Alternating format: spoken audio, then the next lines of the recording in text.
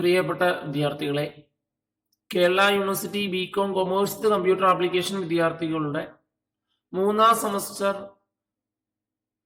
Practical സെക്ഷന്റെ ഒരു guide lines ആണ് നമ്മൾ ഇന്ന് ഡിസ്കസ് ചെയ്യുന്നത്. 3ാം സെമസ്റ്ററിൽ നമുക്ക് പഠിക്കേണ്ടത് കമ്പ്യൂട്ടർ ആപ്ലിക്കേഷൻ ഫോർ പബ്ലിക്കേഷൻ എന്ന തിയറി പേപ്പറാണ്.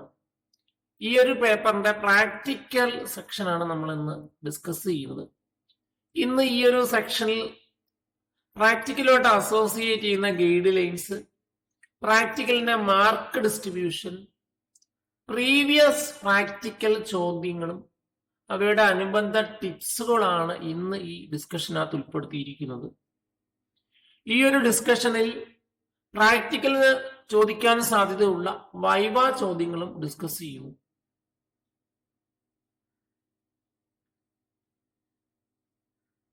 നമുക്ക് ആദ്യം പ്രാക്ടിക്കലിന്റെ ഒരു പൊതുവായിട്ടുള്ള കാര്യങ്ങൾ നമുക്ക് നോക്കാം. 3ാം സെമസ്റ്റർ കമ്പ്യൂട്ടർ ആപ്ലിക്കേഷൻ പേപ്പറാണ് കമ്പ്യൂട്ടർ ആപ്ലിക്കേഷൻ ഫോർ പബ്ലിക്കേഷൻസ്. അതിൽ നമുക്ക് റെക്കമെൻഡഡ് പ്രാക്ടിക്കൽ നോക്കിയാൽ 4 റെക്കമെൻഡഡ് പ്രാക്ടിക്കലാണ് നമ്മുടെ സിലബസ് പ്രകാരം തന്നിരിക്കുന്നത്. അതിൽ ലേറ്റക്സ് എന്ന് പറയുന്ന ഒരു സോഫ്റ്റ്വെയർ നമുക്ക് ലഭ്യമാണ്. വേർഡ് പ്രോസസർ ഉപയോഗിച്ചുള്ള പ്രാക്ടിക്കൽ സെക്ഷനുകൾ, പിന്നീട് പ്രസന്റേഷൻ സോഫ്റ്റ്വെയർ ഉപയോഗിക്കണം. അതുപോലെ തന്നെ അഡോബ് ഇൻഡിസൈൻ എന്ന ഒരു DTP പാക്കേജ് ആണ് നമുക്ക് പ്രാക്ടിക്കലായിട്ട് ചെയ്യേണ്ട സോഫ്റ്റ്വെയറുകൾ. ഇതിൽ ലേറ്റക് എന്ന് പറഞ്ഞ സോഫ്റ്റ്വെയറും അഡോബ് ഇൻഡിസൈൻ എന്ന സോഫ്റ്റ്വെയറും 2019 പുതുക്കിയ സിലബസ് പ്രകാരം ഇൻക്ലൂഡ് ചെയ്ത പുതിയ 2 സെക്ഷനുകളാണ്. ഇനി മാർക്ക് ഡിവിഷൻ നോക്കിയാൽ വൈവയ്ക്ക് 15 മാർക്ക്, റെക്കോർഡിന് 15 മാർക്ക്, 2 പ്രാക്ടിക്കൽ ചോദ്യങ്ങൾക്ക് 50 മാർക്ക്. അങ്ങനെ 80 മാർക്കിന്റെ പൊതുപരീക്ഷയാണ് പ്രാക്ടിക്കലുള്ളത്, 20 മാർക്സിന്റെ ഇന്റേണൽ ഇവാലുവേഷൻ. അങ്ങനെ പ്രാക്ടിക്കലിന്റെ തിയറിയുടെ പോലെ തന്നെ 100 മാർക്കിന്റെ പൊതു പരീക്ഷയാണുള്ളത്. നേരത്തെ പറഞ്ഞു, അതിൽ 20 മാർക്ക് ഇന്റേണൽ മാർക്കുകളാണ്, 15 mark record, 15 mark viva, 2 practical ചോദ്യങ്ങൾ ചെയ്യുമ്പോൾ നമുക്ക് 50 മാർക്കാണ് ലഭിക്കുന്നത്. പ്രാക്ടിക്കലിൽ നമുക്ക് ലാറ്റക്സ് ഉൾപ്പെടുന്നു. MS വേർഡ് അല്ലെങ്കിൽ റൈറ്റർ പോലെയുള്ള വേർഡ് പ്രോസസിംഗ് സോഫ്റ്റ്വെയർ ഉപയോഗിക്കാം. അഡോബ് ഇൻഡിസൈൻ ഉപയോഗിച്ചുള്ള പ്രാക്ടിക്കൽ നമുക്ക് ചെയ്യേണ്ടതായിട്ട് വരുന്നുണ്ട്. അതിൽ നമുക്ക് പ്രാക്ടിക്കൽ എന്തൊക്കെയാണ് നമ്മുടെ റെക്കമെൻഡഡ് പ്രാക്ടിക്കൽ നോക്കിയാൽ ലേറ്റക്സ് ഉപയോഗിച്ചുള്ള പിക്ചർ, അതുപോലെ തന്നെ പ്രസന്റേഷൻ സോഫ്റ്റ്വെയർ ഉപയോഗിച്ചുള്ള കാര്യങ്ങൾ, MS വേർഡ് ഉപയോഗിച്ചുള്ള മെയിൽ മെർജ് പോലെയുള്ള കാര്യങ്ങളാണ് പൊതുവെ ചോദിക്കാറുള്ളത്. നമുക്ക് ആദ്യത്തെ ചോദ്യം ഒന്ന് പരിചയപ്പെടാം. ജനുവരി 2020 നടന്ന പൊതുപരീക്ഷയുടെ ചോദ്യമാണ് ആദ്യത്തെ ചോദ്യം. അതിൽ 3 നമുക്ക് അറിയാവുന്ന കാര്യങ്ങളാണ് കൊടുത്തിരിക്കുന്നത്. 4 ചോദ്യങ്ങളാണ് ഇതിനകത്തുള്ളത്. ഒന്നാമത്തെ ചോദ്യം നോക്കുക. Prepare A presentation with at least 5 slides highlighting the launching of a product, sports shoe that improve the learning capacity of learners by applying various functional tools in MS PowerPoint or Impress such as animation, transition and sound effects. Microsoft പവർപോയിന്റോ അല്ലെങ്കിൽ open office Impress ഉപയോഗിച്ചോ ഒരു presentation create ചെയ്യാൻ പറയുന്നുണ്ട്. അവിടെ 5 സ്ലൈഡുകൾ ആവശ്യമുണ്ടെന്നും പറയുന്നു. അതാണ് ഒന്നാമത്തെ ചോദ്യം. രണ്ടാം ചോദ്യം, using MS word prepare a letter to 10 friends using mail merge inviting them to medical camp in your college. Microsoft വേർഡിൽ മെയിൽ മെർജ് ഉപയോഗിച്ച് ലെറ്റർ ക്രിയേറ്റ് ചെയ്യാൻ വേണ്ടി രണ്ടാമത്തെ പ്രോഗ്രാമിൽ പറയുന്നു. മൂന്നാമത്തെ program, create a LaTeX program demonstrating bullets or dashes എന്ന് പറയുന്ന ഒരു ലിസ്റ്റ് ക്രിയേറ്റ് ചെയ്യാൻ ചോദിക്കുന്നു. നാലാമത്തെ ചോദ്യം, create a birthday invitation using Adobe InDesign. Adobe InDesign ഉപയോഗിച്ച് ഒരു ബർത്ത്ഡേ ഇൻവിറ്റേഷൻ ക്രിയേറ്റ് ചെയ്യുക എന്നാണ് 4ാം ചോദ്യം. ഈ 4 ചോദ്യങ്ങളിൽ നമുക്ക് 2 ചോദ്യങ്ങളാണ് നമുക്ക് ചെയ്യേണ്ടത്. 2 ചോദ്യങ്ങൾ ചെയ്യുമ്പോൾ നമുക്ക് 50 മാർക്കാണ് ലഭിക്കുന്നത്. ഓരോ ചോദ്യത്തിനും 25 മാർക്സ് ആണ് ഉള്ളത്. ഇതാണ് നമ്മുടെ പൊതുപരീക്ഷയുടെ ചോദ്യം എന്ന് പറയുന്നത്. 4 ചോദ്യത്തിൽ നമുക്ക് അറിയാവുന്ന 2 പ്രോഗ്രാമുകളാണ് ചെയ്യേണ്ടത്.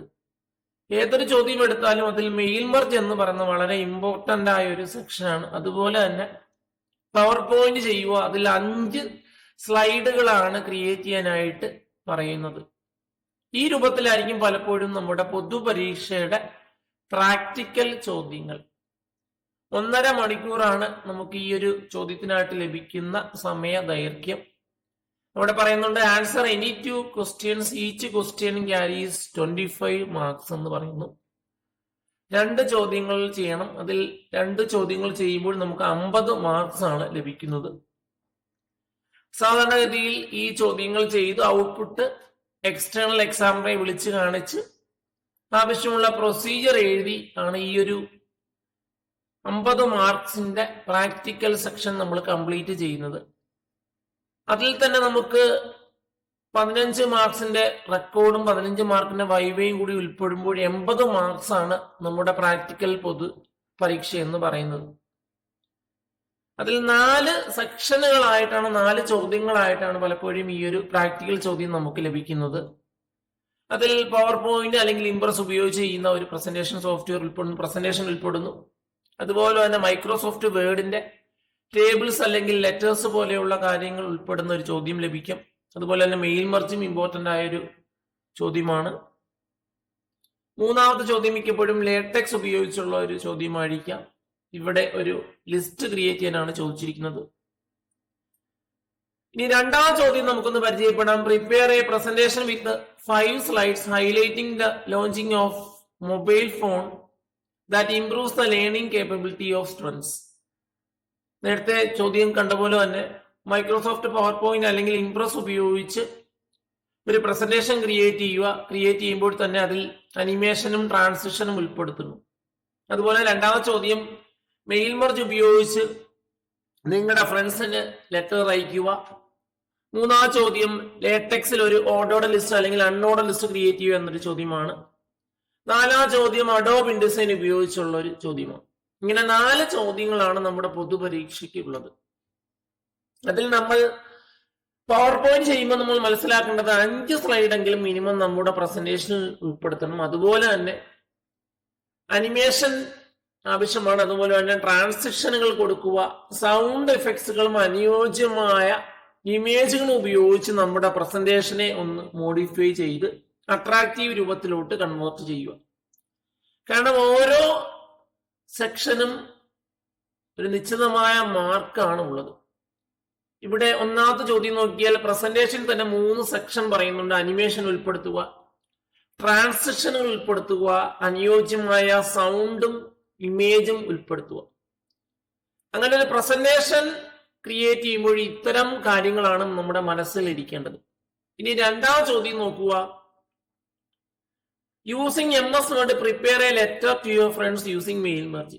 മെയിൽ മെർജ് എന്ന് പറയുന്ന നമുക്ക് ഒഴിച്ചുകൂടാൻ കഴിയാത്ത ഒരു പ്രധാനപ്പെട്ട ഒരു പ്രാക്ടിക്കലാണ്. മെയിൽ മെർജിൽ നമുക്ക് ലെറ്റർ അയക്കുക എന്ന് പറയുന്ന ഒരു പൊതുരൂപത്തിലുള്ള ചോദ്യങ്ങളാണ് പലപ്പോഴും നമുക്ക് ലഭിക്കാറുള്ളത്. നമ്മുടെ പ്രാക്ടിക്കൽ ഗൈഡിൽ എൽസാത്ത് കൃത്യമായി പറയുന്നു മെയിൽ മെർജ് എന്ന് പറയുന്നത് നമ്മൾ പഠിക്കണം. അതുപോലെ തന്നെ മൈക്രോസോഫ്റ്റ് വേർഡിൽ ടേബിൾ പോലെയുള്ള കാര്യങ്ങൾ നമ്മൾ പഠിക്കണം എന്ന് പറയുന്നുണ്ട്. അതുപോലെ മൈക്രോസോഫ്റ്റ് വേർഡിൽ ലിസ്റ്റുകൾ എന്ന് പറയുന്ന ഒരു സെക്ഷനുമായിട്ട് അസോസിയേറ്റ് ചെയ്യുന്ന ചോദ്യങ്ങൾ ഉണ്ടാകും. അതുപോലെ ഫോർമൽ ഇൻഫോർമൽ ലെറ്റേഴ്സ് എങ്ങനെ ടൈപ്പ് ചെയ്യുന്നു എന്ന് നമ്മൾ വേർഡിൽ മനസ്സിലാക്കി വെക്കുക. ഇനി ലേറ്റക്സ് നോക്കിയാൽ ലേറ്റക്സിൽ പലപ്പോഴും മാത്ത് പാക്കേജുകൾ, ലിസ്റ്റുകൾ, ഇമേജുകൾ പോലെയുള്ള കാര്യങ്ങളാണ് പലപ്പോഴും ചോദിക്കാറുള്ളത്. ഇനി 4ാമത്തെ സെക്ഷനായ അഡോബ് ഇൻഡിസൈൻ നോക്കിയാൽ പലപ്പോഴും പോസ്റ്റർ ക്രിയേഷൻ ആണ്. ഈ ഒരു ചോദ്യം നോക്കിയാൽ create A notice using Adobe InDesign എന്ന് പറയുന്നുണ്ട്. ജനുവരി 2020 നടന്ന പൊതുപരീക്ഷയുടെ ചോദ്യമാണ് നമ്മൾ ഇന്ന് ഈ ഒരു സെക്ഷനിൽ ഉൾപ്പെടുത്തിയിരിക്കുന്നത്. അവിടെ 4 സെക്ഷനായിട്ടാണ് ചോദ്യങ്ങൾ പ്രസന്റ് ചെയ്തിരിക്കുന്നത്. അതിൽ 1ാമത്തെ സെക്ഷൻ എന്ന് പറയുന്ന ഒരു പ്രസന്റേഷൻ സോഫ്റ്റ്വെയർ ആണ്. പ്രസന്റേഷൻ സോഫ്റ്റ്വെയർ ഉപയോഗിച്ചുള്ള ഒരു പ്രോഗ്രാമാണ്. അതിൽ നമുക്ക് മൈക്രോസോഫ്റ്റ് പവർ പോയിന്റ് അല്ലെങ്കിൽ ഇംപ്രസ് ഉപയോഗിക്കാം. ഇനി ഇംപ്രസ് ഉപയോഗിക്കുമ്പോൾ അതിൻ്റെതായ ഒരു ലിമിറ്റേഷൻ ഉണ്ട് നമുക്കറിയാം. കാരണം ഇംപ്രസ് എന്ന് പറയുന്നത് ഒരു ഫ്രീ സോഫ്റ്റ്വെയർ ആണ്. മൈക്രോസോഫ്റ്റ് 4.0 ഒരു പ്രൊപ്പറേറ്ററി സോഫ്റ്റ്വെയർ ആണെന്ന് അറിയാം. വളരെ സുപരിചിതമായി ഉപയോഗിക്കാൻ കഴിയുന്ന, വളരെ ഈസിയായി ഉപയോഗിക്കാൻ കഴിയുന്ന ഒരു പ്രസന്റേഷൻ സോഫ്റ്റ്വെയർ ആണ് Microsoft power point. 2 MS word ഉപയോഗിച്ച് ചെയ്യേണ്ട ഒരു പ്രോഗ്രാമാണ് മെയിൽ മർജ്. ഞാൻ നേരത്തെ പറഞ്ഞു, നമുക്ക് നമ്മുടെ സിലബസിൽ നിന്ന് നമുക്ക് ഒഴിവാക്കാൻ കഴിയാത്ത ഒരു പ്രധാന പ്രാക്ടിക്കലാണ് മെയിൽ മർജ് എന്ന് പറയുന്നത്. 3 ലേറ്റക്സ് ഉപയോഗിച്ചുള്ള ഒരു പ്രോഗ്രാം ആയിരിക്കും. അതിൽ ഞാൻ നേരത്തെ പറഞ്ഞു, മാത്ത് പാക്കേജുകൾ, ഇമേജുകൾ, ലിസ്റ്റുകൾ പോലെയുള്ള കാര്യങ്ങളായിരിക്കും പൊതുവെ ലേറ്റക്സ് എന്ന് പറയുന്ന സെക്ഷനിൽ ചോദിക്കുന്നത്.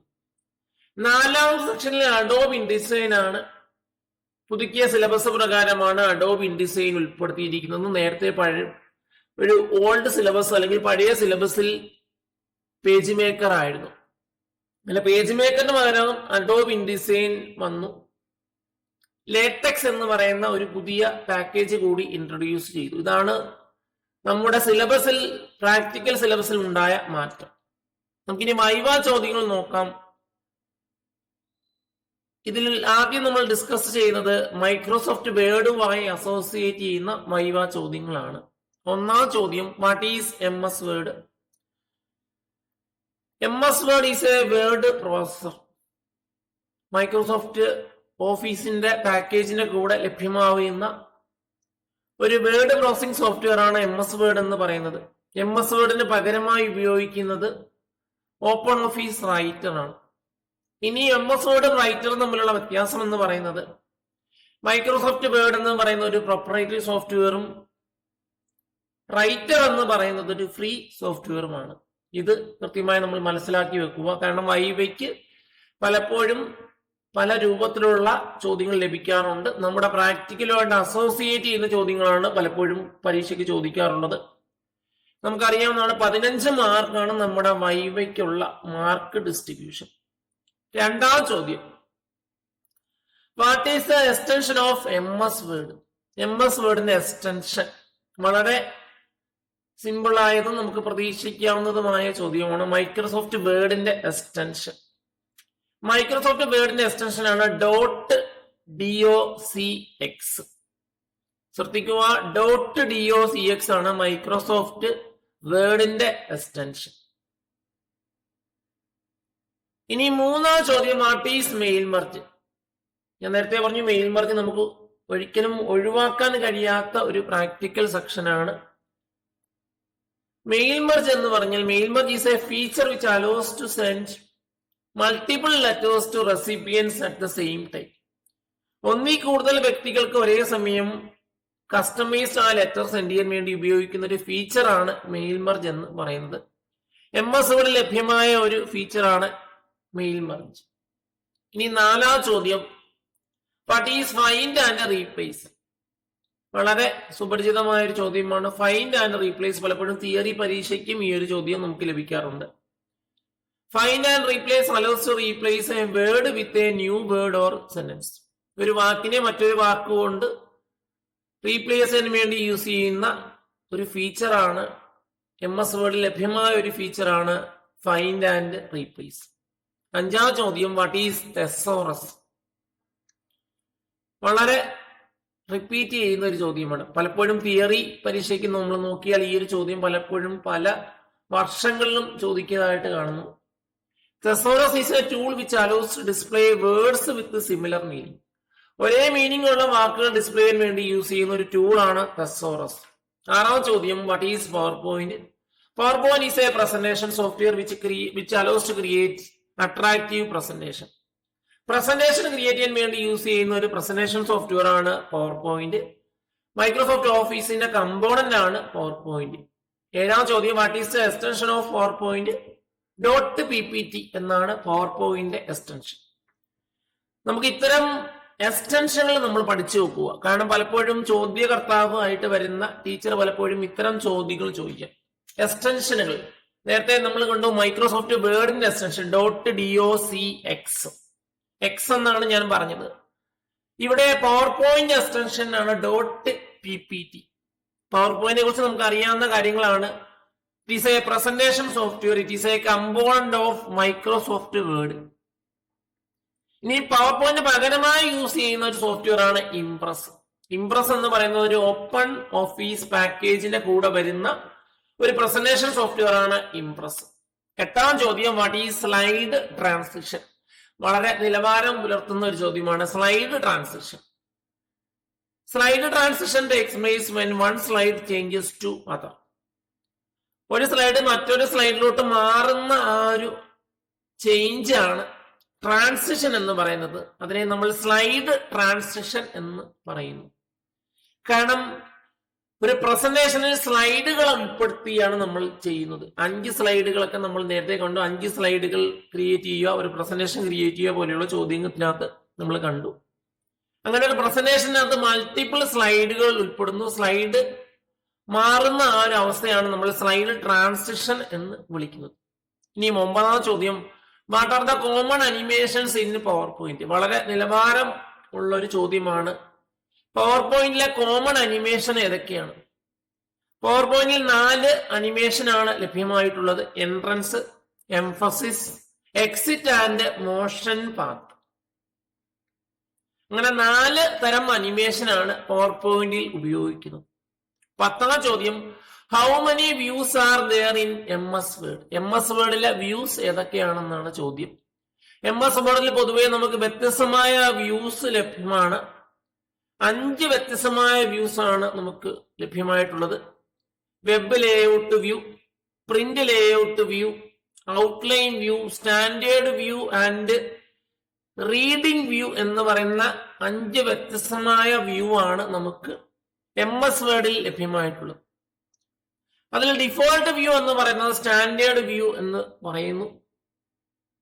പലപ്പോഴും ഇമേജുകളും ടെക്സ്റ്റുകളൊക്കെ എഡിറ്റ് ചെയ്യാൻ വേണ്ടി ഹെൽപ്പ് ചെയ്യുന്ന ഒരു വ്യൂ ആണ് ഈ സ്റ്റാൻഡേർഡ് വ്യൂ. ഹെഡറും ഫൂട്ടറും ഡിസ്പ്ലേ ചെയ്യാത്ത വ്യൂ ആണ് സ്റ്റാൻഡേർഡ് വ്യൂ.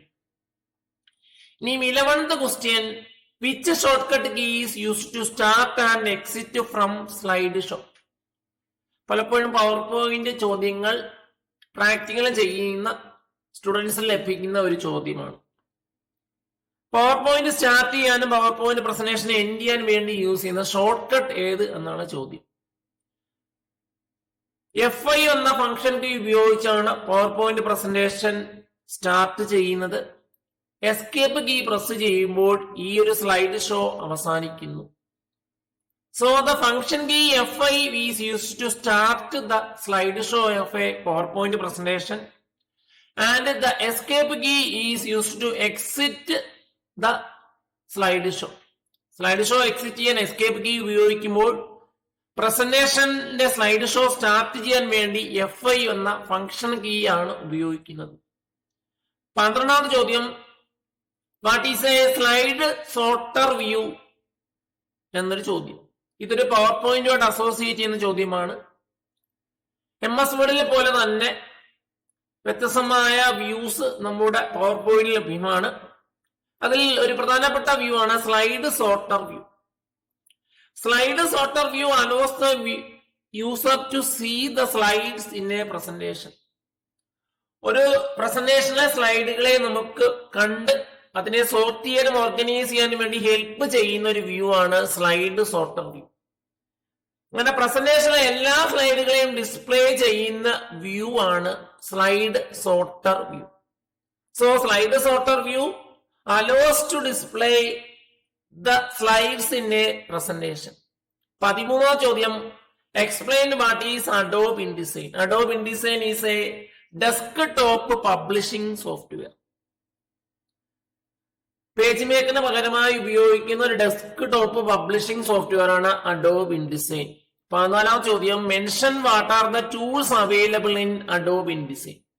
Adobe InDesignലെ ലഭ്യമായ ടൂളുകൾ ഏത് എന്നാണ് ചോദ്യം. 6 പ്രധാന ടൂളുകളാണ് നമുക്ക് Adobe InDesignൽ ലഭ്യമായിട്ടുള്ളത്.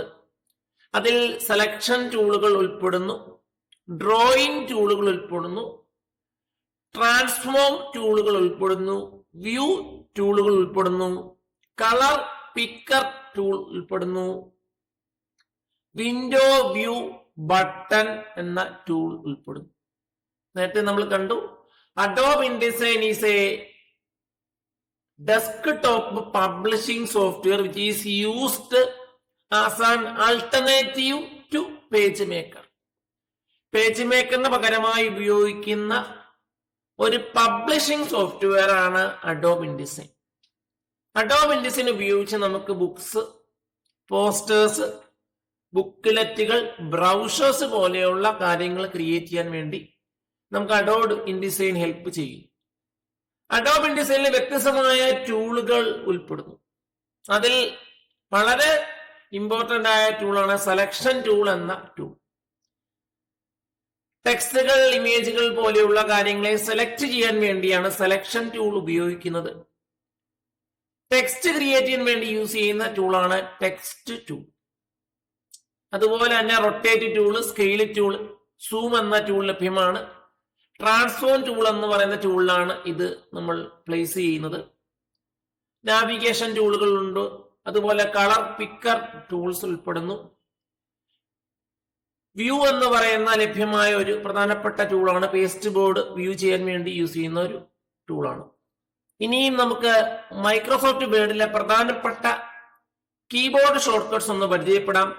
കട്ട് ചെയ്യാൻ വേണ്ടി യൂസ് ചെയ്യുന്ന കീബോർഡ് ഷോർട്ട് കട്ടാണ് Ctrl+X, copy Ctrl+C, paste Ctrl+V, print ചെയ്യാൻ വേണ്ടി Ctrl+P, ഒരു പുതിയ ഡോക്യുമെന്റ് ക്രിയേറ്റ് ചെയ്യാൻ വേണ്ടി Ctrl+N, to open an existing document Ctrl+O, to close a document Ctrl+W, find and replace വേണ്ടി Ctrl+F, undo ചെയ്യാൻ വേണ്ടി Ctrl+Z, redo Ctrl+Y, end ചെയ്യാൻ വേണ്ടി Ctrl+N, save ചെയ്യാൻ വേണ്ടി Ctrl+S. പലപ്പോഴും ഇത്തരം ഷോർട്ട് കട്ടുകൾ നമ്മൾ പഠിച്ചു വെക്കുക. കാരണം നമ്മുടെ MS വേർഡിൽ പലപ്പോഴും ഇത്തരം ഷോർട്ട് കട്ടുകൾ പൊതുവെ നമ്മൾ ഉപയോഗിക്കുന്നു. ഇത്തരം ഷോർട്ട് കട്ട് കീസ് ഉപയോഗിച്ച് നമ്മുടെ വേർഡ് പ്രോസസിംഗ് പോലെയുള്ള കാര്യങ്ങളെ നമ്മൾ പെട്ടെന്ന് ചെയ്യാൻ നമ്മളെ ഹെൽപ്പ് ചെയ്യുന്ന ഇത്തരം ഷോർട്ട് കട്ടുകൾ നമുക്ക് നമ്മുടെ വൈവയുടെ ഭാഗമായി പലപ്പോഴും ചോദിക്കാറുണ്ട്. നിങ്ങൾക്ക് ഈ വീഡിയോ ഇഷ്ടപ്പെട്ടാൽ ഈ ചാനൽ സബ്സ്ക്രൈബ് ചെയ്യുക. പുതുതായി അപ്ലോഡ് ചെയ്യുന്ന വീഡിയോസിനെ കുറിച്ചുള്ള നോട്ടിഫിക്കേഷൻ ലഭിക്കാൻ വേണ്ടി ബെൽ ഐക്കണിൽ ക്ലിക്ക് ചെയ്യുക. നിങ്ങളുടെ അഭിപ്രായങ്ങളും നിർദ്ദേശങ്ങളും കമന്റ് ബോക്സിൽ കമന്റായി പോസ്റ്റ് ചെയ്യുക. Thanks for watching.